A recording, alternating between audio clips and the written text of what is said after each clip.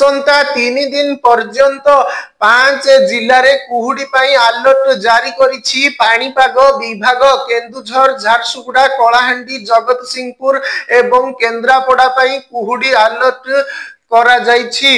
अनेक स्थान रे पारद 10 डिग्री बा एहाठारु कम रहिबो। तेबे सप्ताह पर शीत पूरा कमी जिवो बोली पाणीपाग विभाग एभली पूर्वानुमान करिछि। राजधानी भुवनेश्वर रे राति तापमात्रा 13 डिग्री रहिबो।